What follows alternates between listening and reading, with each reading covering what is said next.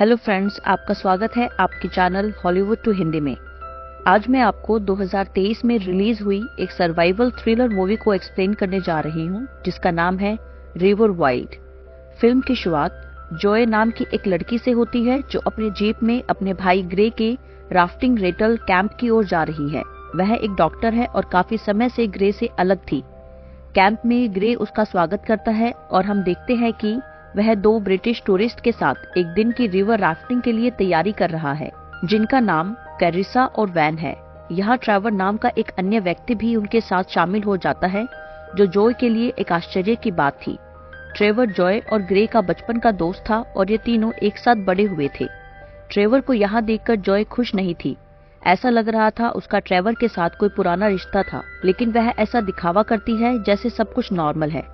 अब ये पांचों लोग पूरी दोपहर नदी पर राफ्टिंग को एंजॉय करते हैं। जॉय काफी सालों के बाद नदी में थी, लेकिन अभी भी वो स्केल्ड थी। वह पानी में गिरने वाली पहली थी। रात के लिए ये लोग टेंट सेटअप करना शुरू कर देते हैं। बाद में सभी ड्रिंक्स के साथ आग के चारों ओर बैठते हैं और स्टोरी सुनाते हैं। जॉय यहाँ अपने बॉयफ्रेंड डॉक्टर के बारे में बात करती है, जो लंबा और प्यारा था। कैरिसा और वैन प्यूर्टो रिको में अपने अनुभव के बारे में बताते हैं। कुछ समय के बाद जॉय अपने टेंट में चली जाती है, जबकि वैन कुछ ढूंढने के लिए अंधेरे में चली जाती है। बाद में सभी ने झाड़ियों से वैन की चीखें सुनी। जैसे ही जॉय, ग्रे और कैरिसा घटना स्थल पर पहुंचे, वैन जमीन पर पड़ी थी और सिर से खून बह रहा था। ट्रेवर घटनास्थल पर पहुंचने वाला पहला व्यक्ति था। उनका कहना है कि वह ड्रिंक के कारण लड़खड़ाकर गिर गई होगी। जॉय और कैरिसा ने वैन को धीरे से उठाया, जबकि ग्रे ने ट्रेवर को फर्स्ट एड किट और सैटेलाइट फोन लाने को कहा। वैन को पेन हो रहा था क्योंकि यह खोपड़ी का फ्रैक्चर था।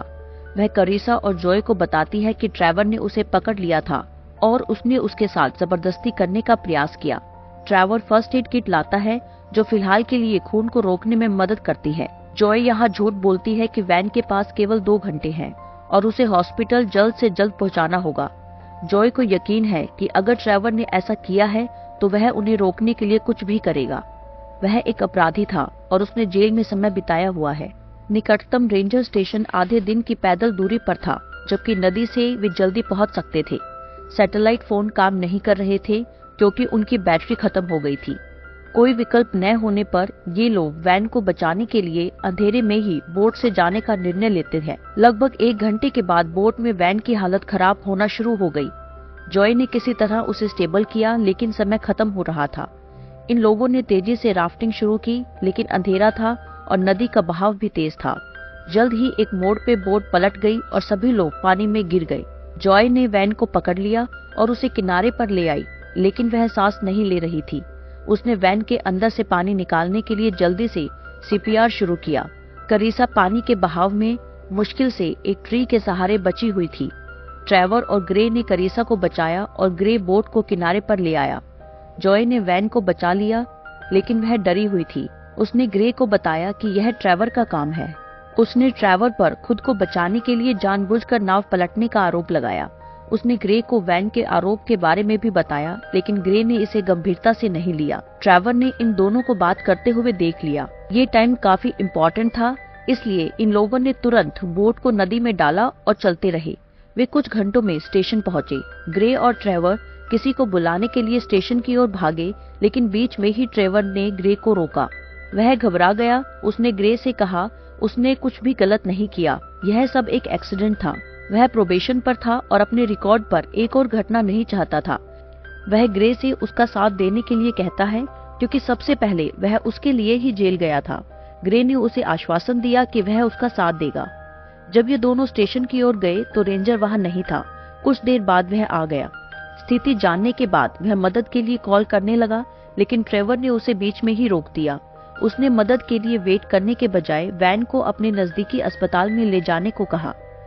यह प्रोटोकॉल के अगेंस्ट था, क्योंकि इमरजेंसी सिचुएशन के लिए एयर एम्बुलेंस हमेशा तैयार होती थी। ट्रेवर ने आक्रामक तरीके से रेंजर को रोका शुरू कर दिया, क्योंकि उसका कहना था कि इससे ग्रे और उसकी रेटिंग पर असर पड़ेगा। इस पर वह और रेंजर शारीरिक रूप से झगड़ने लगे, जहां रेंजर ने उस पर बंदूक तान दी। यह देखकर ग्रे हैरान रह गया। उसने उसे शांत करने की कोशिश की, लेकिन ट्रेवर नहीं माना। लड़ाई इतनी भयानक हो गई कि ट्रेवर ने गलती से उसकी चाकू मारकर हत्या कर दी। उसे अपनी गलती का एहसास हुआ, लेकिन तब तक बहुत देर हो चुकी थी। उसने सुसाइड करने की कोशिश की क्योंकि उसके सिर पर 2 अपराध का आरोप था, लेकिन वो ऐसा नहीं कर पाया। अब उसने कनाडा भागने का फैसला किया। उसने तुरंत गन ग्रे की ओर तान दी।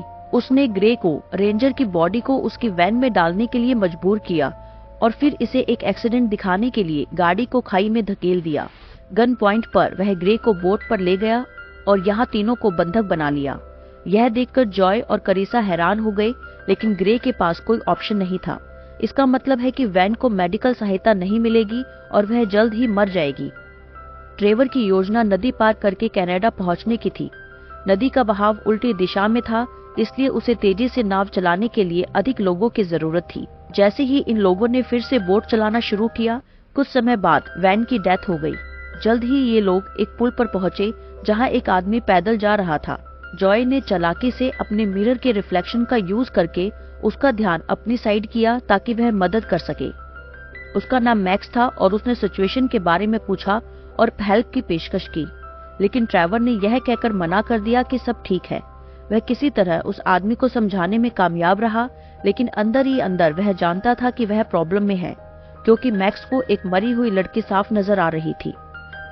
उसने उन सभी को तेजी से नाव चलाने को कहा क्योंकि वह आज ही बॉर्डर पार करना चाहता था।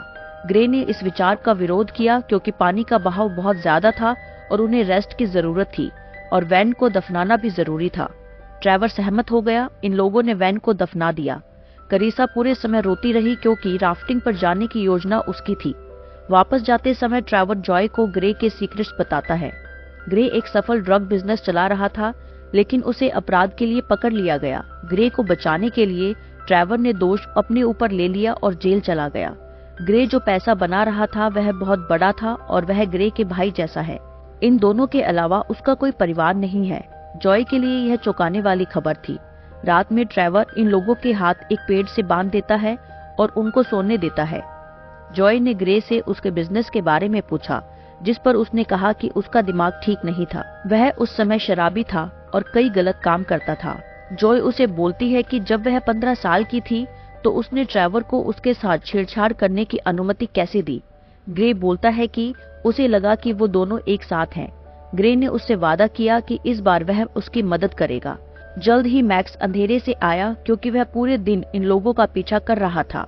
उसे ट्रेवर पर हमेशा से संदेह था। उसने पहले सो रहे ट्रेवर के हाथ से बंदूक छीनने की कोशिश की।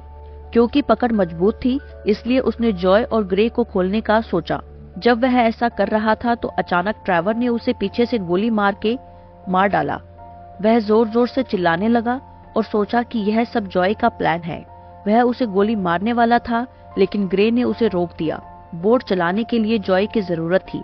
अगली सुबह ये लोग मैक्स को दफना देते हैं, जबकि कोरिसा चुपचाप मैक्स का चाकू छिपा लेती है। कुछ समय बाद वह जॉय को चाकू दिखाती है और बोट में छेद करने में सफल हो जाती है। ट्रेवर को करीसा पर शक होता है, लेकिन वह इससे इनकार करती है। इस लीक को ठीक करने के लिए ये लोग किनारे पर आते हैं। यहाँ आखिरकार ग्रे ने लीकिंग को ठीक करने के बहाने ट्रेवर पर हमला कर दिया। जॉय ने करीसा की रस्सी काट दी और उसे भागने के लिए कहा।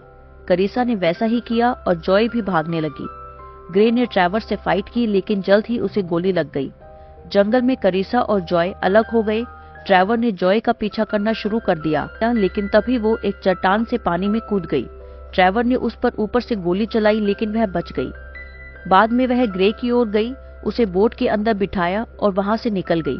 ट्रेवर ने उसे गोली मार दी थी।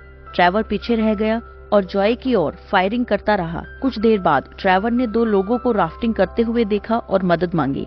उसने उन्हें मार डाला, उनका राफ्ट ले लिया और जॉय का पीछा करना शुरू कर दिया।